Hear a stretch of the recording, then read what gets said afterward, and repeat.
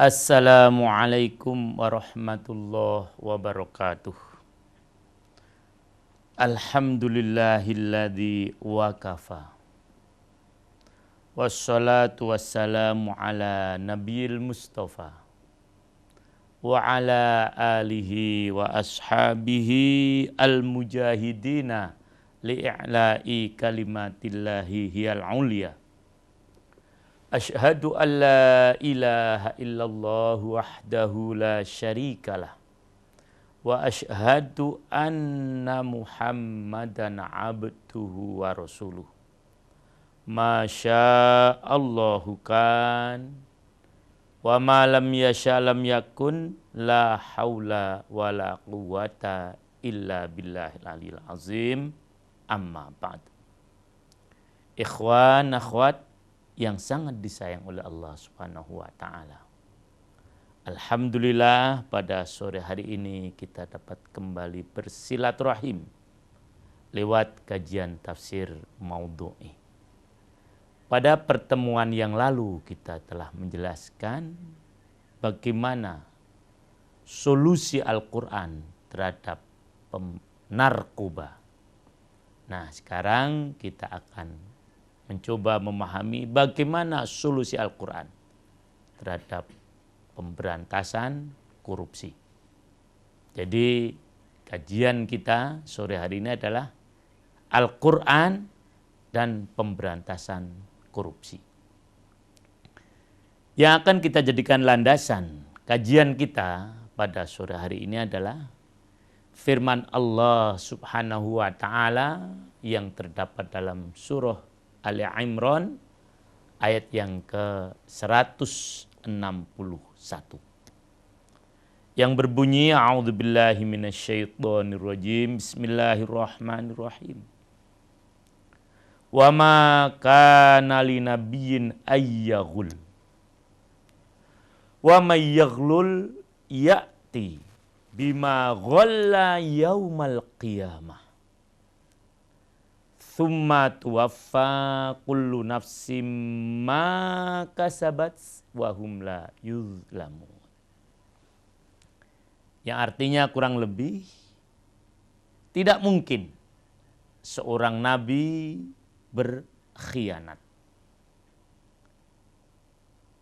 Ghullat atau ghul di sini diartikan berkhianat, dan itu salah satu dari istilah korupsi menurut para ulama kontemporer. Tidak mungkin seorang nabi berkhianat atau korupsi dalam harta rampasan perang. Barang siapa berkhianat atau korupsi, maka pada hari kiamat dia akan datang dengan apa yang dikhianatkannya atau dikorupsinya. Kemudian tiap-tiap diri akan diberi pembalasan tentang apa yang dikerjakan dengan balasan yang setimpal, sedang mereka tidak dianiaya. Sebetulnya kalau kita hayati, kemudian kita amalkan satu ayat ini, maka tidak mungkin akan terjadi korupsi. Korupsi dalam istilah para ulama kontemporer memiliki beberapa istilah. Antara lain tadi ghulul, yang sebetulnya artinya adalah menipu. Tapi ulama mengatakan ghulul ini diartikan korupsi. Kemudian rashwah, yang berarti suap. Ini pun kemudian diartikan dengan korupsi. Ada lagi istilah yang lain yaitu sarikoh. yang artinya mencuri. Itu pun diartikan korupsi. Kemudian ada lagi istilah al-ghosh yang artinya menipu. Ini juga diartikan korupsi. Kemudian ada lagi yang lain istilah al-khiyanah, yaitu berkhianat. Pelakunya disebut pengkhianat. Jadi koruptor itu juga dapat diartikan sebagai pengkhianat. Al-khain. Ini juga disebut sebagai korupsi. Ada lagi istilah yang lain, ikhtilas. Atau pelakunya mukhtalis. Yang arti aslinya adalah mencopet. Nah, inilah istilah-istilah yang digunakan oleh para ulama kontemporer untuk mengartikan atau mengistilahkan korupsi. Adapun korupsi itu sendiri adalah berasal dari bahasa Inggris korup menjadi bahasa Indonesia korupsi. Yang artinya korup itu beberapa ensiklopedi atau beberapa kamus mengartikan artinya korup itu busuk. Artinya jelek semua. Kemudian buruk.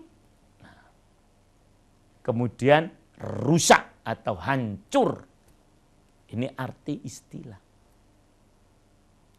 Arti bahasa maksud kami. Adapun arti istilah menurut Imam Al-Mawardi dan juga ulama yang lain, beliau mengambil kata korupsi itu dengan al-ghulul. Al-ghulul huwa akhdus syai'i wa dassahu fi mata'ihi. Artinya mengambil sesuatu. Sesuatu ini bisa barang, bisa jasa. Tetapi rata-rata itu adalah barang. Dan menyembunyikannya, menyelipkannya pada hartanya. Nah, jadi inilah pengertian korupsi. Jadi menurut hemat kami, korupsi tidak harus berupa uang. Bisa juga jasa. Seperti yang baru kita baca rame akhir-akhir ini, seorang akan mengadakan kunjungan ke Australia. Kemudian dia minta berbagai macam fasilitas agar disediakan ini. Yang memalukan bukan hanya untuk dirinya, tetapi untuk keluarganya. Nah, ini pun juga korupsi. Ternyata kebiasaan ini diungkap oleh mass media sudah menjadi jamak. Bukan hanya kunjungan ke Australia, kunjungan ke Eropa, biasanya begitu. Sampai ada seorang duta besar yang mengeluh apabila ada kunjungan, kita tidak perlu sebut lembaganya. Nah, minta ini. Dan itu untuk keluarganya. Maka kita lihat biasanya kalau kunjungan dengan alasan apapun adalah ke negara-negara yang maju. Rasanya tidak ada kunjungan ke negara-negara yang terbelakang itu. Misalnya kunjungan ke Zimbabwe, misalnya begitu, di Afrika atau ke Uganda. Nah, tidak ada. Nah, inilah jadi korupsi pengertiannya semacam itu. Nah, pada ayat tadi Allah mengingatkan, wa may yaghlul ya'ti bima ghalla yaumal qiyamah. Siapa yang melakukan korupsi, maka dia akan membawa atau datang dengan barang yang dikorupsinya itu besok pada hari kiamat. Boleh sekarang tidak mengaku. Boleh sekarang menyembunyikan. Boleh sekarang dicuci uangnya. Boleh. Bahkan boleh sekarang digunakan untuk melakukan umroh. Tapi jelas umrohnya tidak diterima oleh Allah. Atau haji. Jelas hajinya tidak diterima oleh Allah. Walaupun menurut fikih itu sah. Atau mungkin dia sembunyikan di tempat-tempat yang lain. Walaupun dia sudah disuka miskin sekalipun. Nah, karena juga ada beberapa teman yang sekarang lagi mesantren di sana. Saya pernah berkunjung ke sana. Ya, menjenguk teman lah begitu. Nah, Masya Allah memang fasilitas beda di LP-LP yang lain. Karena saya juga pernah ke LP Nusa Kambangan misalnya begitu. Atau LP yang ada di Semarang. Tapi kalau kita datang ke Sukamiskin, Masya Allah, fasilitasnya memang beda. Boleh sudah di sana. Tapi selama tidak tobat, maka apa yang dikorupsinya itu akan dia bawa besok di hari kiamat. Dan seluruh manusia akan mengetahuinya. Dia akan dipermalukan oleh Allah Subhanahu wa ta'ala. Jadi ayat ini peringatan keras bagi orang yang melakukan tindak korupsi. Ya, tidak mengadakan tindak pidana ya, tapi tindak korupsi. Ikhwan akhwat yang sangat disayang oleh Allah Subhanahu wa ta'ala. Menurut Abu Dawud dan At-Tirmidzi, ayat yang sedang kita bahas ini turun berkenaan dengan hilangnya permadani merah rampasan perang Badar yang belum dibagikan. Sebagian orang berkata barangkali diambil oleh Rasulullah Shallallahu Alaihi Wasallam karena memang beliau berhak sebetulnya. Jadi itulah sangkaan beberapa orang. Maka turun ayat ini. Wa ma kana linabiyyin ayyaghulla. Tidak pantas bagi seorang nabi melakukan korupsi. Nah, para ulama menjadikan ayat ini sebagai dasar larangan korupsi. Barang siapa melakukan korupsi, seperti tadi yang saya sampaikan, maka pada hari kiamat dia akan datang membawa barang yang dikorupsinya tersebut. Ikhwan akhwat, hari-hari ini langit Indonesia diramaikan dengan masalah korupsi ini. Setiap hari kita ikuti berita terus-menerus tentang masalah ini. Dan yang menyedihkan itu terus meningkat kejadiannya. Nah, ibarat penyakit memang, korupsi ini telah menyebar ke seluruh tubuh, kalau di masyarakat, ke seluruh lapisan masyarakat. Jumlahnya dari tahun ke tahun terus meningkat. Semakin lama modusnya makin beragam. Dalam hasil riset yang dilakukan oleh beberapa lembaga menunjukkan bahwa tingkat korupsi di negeri yang berpenduduk mayoritas muslim ini termasuk tinggi. Bahkan menyatakan tertinggi di dunia. Yang ironis, pernah saya baca sebuah koran Singapura yang namanya The Straits Times. Ini menjuluki negeri kita ini dengan the envelope country. Bayangkan. Insya Allah. Beberapa kali saya ke sana dalam rangka dakwah. Itu. Jadi negeri ini ada negeri di envelope country. Apa Mas Rijal artinya? Negeri amplop. Nah, karena segalanya bisa dibeli. Termasuk yang terakhir ini. Perizinan untuk reklamasi yang di Jakarta tangkap salah satunya. Nah, apa kita tidak malu para ikhwan semua? Dan yang pelakunya ini Masya Allah hampir semua lapisan. Ya kita tidak ada sebutlah yaitu ini. Jadi Masya Allah inilah yang sekarang menjadi bencana. Kemarin kita bicara soal bencana narkoba. Rasil sebagai salah satu media dakwah untuk mengingatkan masyarakat. Kita sudah coba untuk ingatkan. Nah sekarang kita bicara soal korupsi ini. Untuk menyadarkan masyarakat.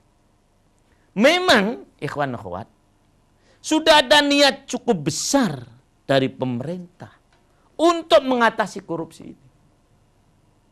Bahkan telah dibentuk KPK beberapa tahun yang sudah cukup lama. Tetapi mengapa pemberantasan korupsi ini tidak kunjung berhasil? Tampaknya menurut hemat kami ada sesuatu yang salah. Kurang komprehensif dalam pemberantasan.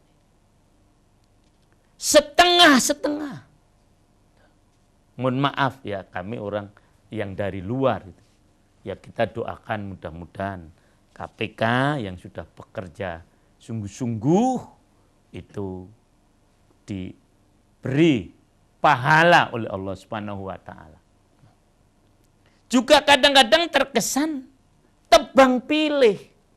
Nah, ada yang seharusnya dibongkar tapi tidak dibongkar.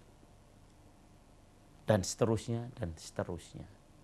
Nah, oleh karena itu bagaimana syariat Islam memberikan tuntunan tentang pemberantasan korupsi ini. Ada beberapa hal yang perlu kita renungkan. Yang pertama, insya Allah, korupsi akan berkurang. Yang pertama, apabila setiap penegak hukum, pelaku, orang-orang yang ada di pemerintahan, karena memang rata-rata korupsi ada di sana, atau bahkan rakyat jelata, memperkuat akidah. Saya yakin kalau para aparat dari bawah sampai atas akidahnya kuat, maka mereka tidak akan melakukan korupsi. Dengan satu ayat satu tadi, dia takut nanti akan datang hari kiamat. Mereka mungkin tiap hari membaca Maliki Yaumiddin, Maliki Yaumiddin, Maliki Yaumiddin. Seharusnya menyadari bahwasanya akan datang hari kiamat. Dan ketika hari kiamat itu datang, maka semua barang yang dia korupsi akan ditampakkan oleh Allah Subhanahu wa taala. Jadi perkuat akidah. Baik aparat maupun masyarakat. Tidak boleh bosan. Jangan hanya dengan memperberat hukuman. Sulit rasanya itu. Penangkapan terus menerus, penangkapan terus. Tetapi tidak berhenti. Jadi akidah harus ditingkatkan. Nah kemudian, kalau akidah sudah ditingkatkan, maka akhirnya pemahaman agama pun begitu. Agama melarang orang menerima suap. agama melarang sesuatu yang bukan haknya. Rasulullah sallallahu alaihi wasallam pernah bersabda, "Man ista'malnahu ala amalin farazaqnahu rizqan fama akhadhahu ba'da dzalika fahuwa ghulul." Rawahu Abu Dawud. Yang artinya, siapa saja yang saya angkat sebagai pegawai atau pekerja dalam suatu pekerjaan, dalam satu profesi, kemudian kami beri rizki dia atau kami gaji dia, maka apa yang diambil setelah itu padahal sudah saya gaji, maka itu namanya korupsi. Namanya hulul. Hadis ini riwayat Abu Dawud. Kemudian Rasulullah SAW juga mengingatkan, laknatullah ala rosi wal murtasi fil hukmi. Ada riwayat yang lain itu, rawahu Ahmad. Allah melaknat, mengutuk orang yang menyuap dan yang mau disuap dalam suatu perkara.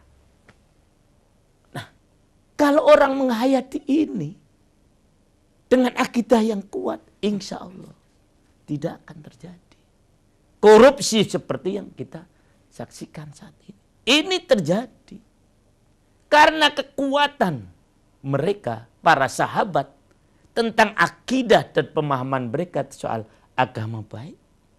Ini pernah terjadi pada seorang sahabat yang namanya Abdullah bin Rawahah.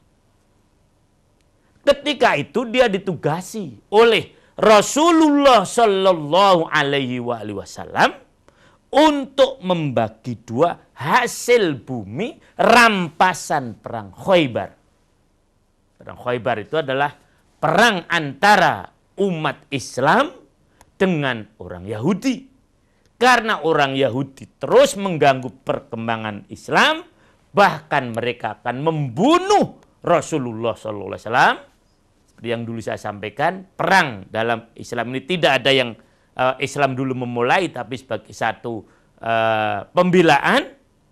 Nah, benteng Khaybar, mereka orang itu punya benteng yang sangat kuat, yaitu namanya Khaybar, dapat dibebaskan oleh umat Islam. Rasulullah SAW kemudian mengutus seorang sahabat namanya Abdullah bin Rawahah. Beliau minta supaya dibagi dua hasilnya. Sebagian untuk orang-orang Islam, sebagian untuk sisanya untuk orang Yahudi. Ini hebatnya Islam. Tidak semua diambil, tidak. Walaupun mereka dalam kalah perang, mereka tetap diberi bagian.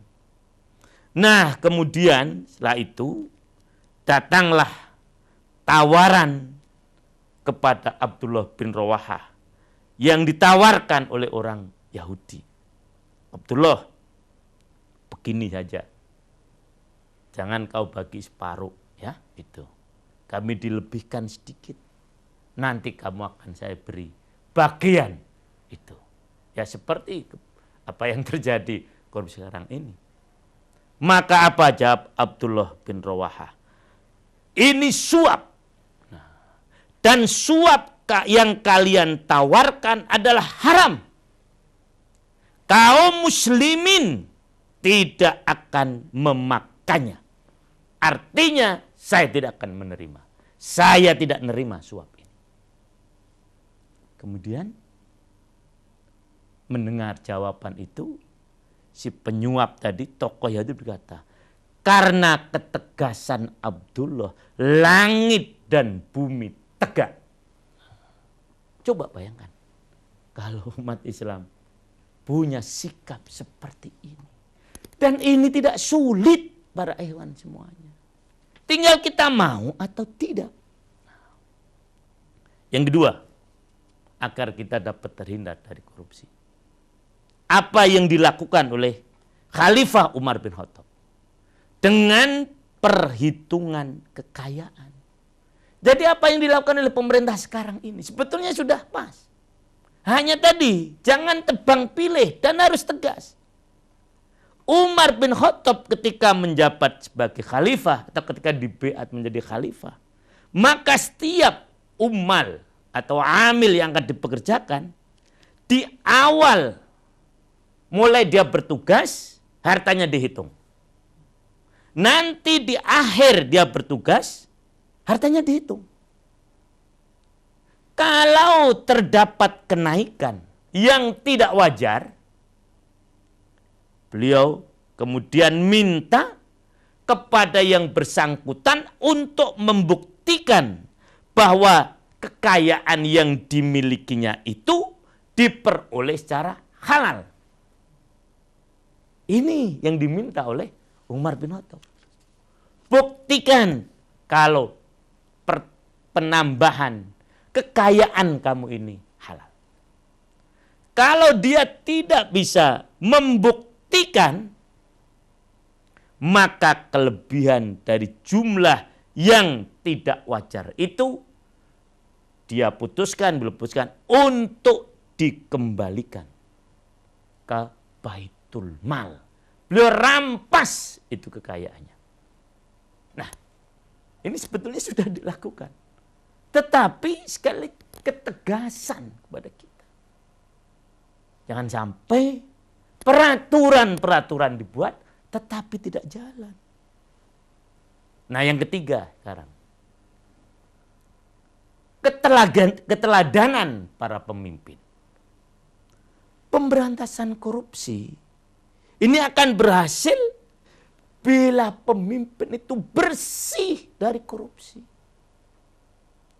Jangan dia mengatakan anti korupsi, anti korupsi, anti korupsi. Tetapi dia sendiri korupsi. Seperti naudzubillah min dzalik yang terjadi. Justru ketua KPK-nya sendiri. Dia tersangkut dalam masalah ini. Walaupun tidak seluruhnya, salah satunya. Nah itu. Keteladanan itu sangat penting. Banyak yang kita dengar. Hal-hal yang sebetulnya tidak pantas. Tetapi ini satu hal yang pahit. Yang seharusnya jangan terjadi lagi. Kalau kita mengikuti contoh para pemimpin Islam.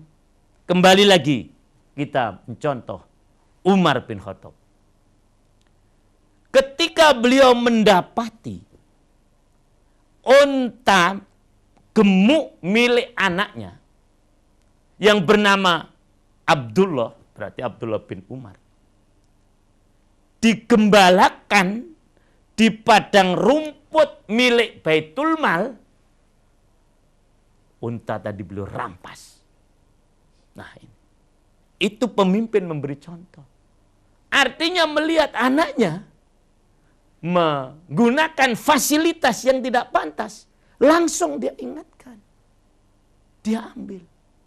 Unta yang tadi dia ambil karena ikut makan di rumput tanah milik Baitul Mal. Dan bahkan Masya Allah, contoh yang lebih indah lagi yang dicontohkan oleh keturunan Umar bin Khattab yang namanya sama dan dia pernah menjadi raja atau khalifah di Bani Umayyah. Yang kita semuanya tahu karena beliau sangat terkenal kejujurannya. Umar bin Abdul Aziz. Ketika beliau membagikan minyak wangi, yang minyak wangi itu sebetulnya milik khilafah, maka apa yang beliau lakukan?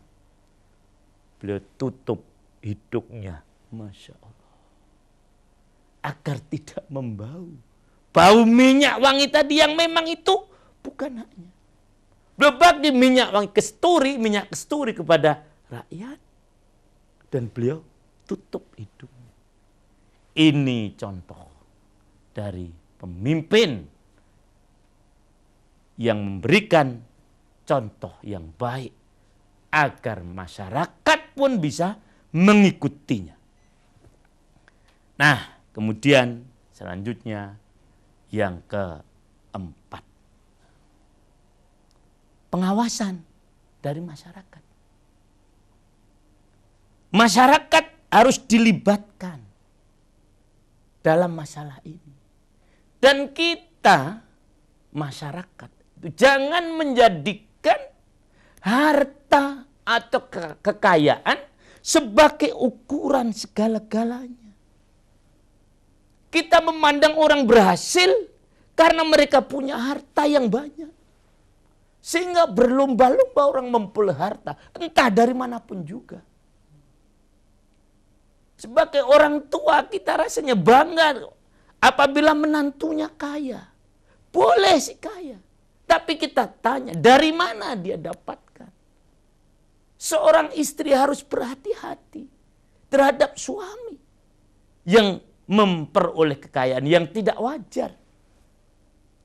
Para wanita salafus soleh dulu, setiap kali suaminya akan berangkat kerja, maka dia mengingatkan kepada suaminya, wahai suamiku, berhati-hatilah dalam mencari harta. Saya lebih senang lapar daripada saya harus makan harta yang tidak halal.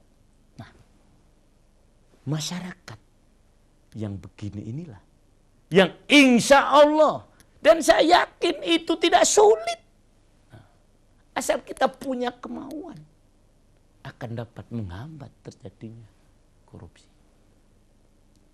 Nah, dan yang terakhir adalah membiasakan hidup sederhana. Ini yang kelima. Islam mengajarkan hidup sederhana. Di dalam surah Al-A'raf Allah mengingatkan, wa kulu wasrobu wala tusrifu innahu la yuhibbul musrifin. Al-A'raf ayat yang ke-31. Makanlah, silakan. Minumlah, silakan. Tetapi jangan berlebih-lebihan. Innahu la yuhibbul musrifin. Allah tidak senang kepada orang-orang yang berlebih-lebihan. Nah, korupsi ini penyebabnya antara lain adalah karena orang hidup berlebih-lebihan. Bahkan Allah juga mengingatkan, alhaakumut takatsur. Telah melalaikan kamu hidup yang berbanyak-banyakan. Ingin yang terbanyak, ingin yang terbanyak, ingin yang terbanyak. Sudah punya rumah 1, ingin 2. Sudah punya rumah 2, ingin 3. Sudah punya rumah 3, ingin 4. Padahal yang ditempati untuk tidur, berapa meter kamarnya? Ingin makan ini, makan ini. Padahal yang dimakan cuman berapa piring? Setengah piring, gak habis. Ingat, para ikhwan semua. Harta dicari terus, tidak akan ada batasnya. Karena itu nafsu. Makanya Rasulullah SAW mengingatkan, seandainya seseorang diberi harta berupa emas 1 lembah, dia belum puas. Dia ingin 2 lembah, ingin 3 lembah, dan seterusnya. Nah, mungkin harta akan memuaskan kita kalau kita tidak punya akidah. Rasulullah SAW juga mengingatkan, Kul washrab walbas watasoddaq fi ghairi sarofin wala makhilatin. Rawahu Abu Dawud. Makanlah, minumlah, berpakaianlah, bersodakohlah. Tapi ada catatan. Fi ghairi sarofin. Tidak boleh berlebih-lebihan. Wala makhilatin. Dan juga tidak boleh berbangga-banggaan atau sombong. Nah, ini para hewan semuanya. Kadang-kadang kita memakai sesuatu bukan karena keperluan. Karena kita ingin menyombongkan diri. Menampakkan diri. menjaga image kita. Mobil satu sudah cukup. Tapi karena kita ingin dianggap orang kaya, beli lagi mobil ini, dan seterusnya. Mobil merek ini cukup. Tetapi karena nafsu yang oleh Imam Al-Ghazali, nafsu ini dibagi menjadi 4 yang negatif. Ya, ada nafsu rububiyah, nafsu syaitoniyah, nafsu bahimiyah, dan seterusnya. Ya sudah jadi binatang akhirnya. Tidak pernah puas. Ya, seperti kita lihat kalau sapi makan itu. Maka dia kan disebut sebagai pemamah biak. Tidak pernah kita lihat sapi itu berhenti mulutnya. Itulah nafsu bahimiyah yang tidak akan pernah puas. Akhirnya ternyata lebih baik sapi daripada manusia.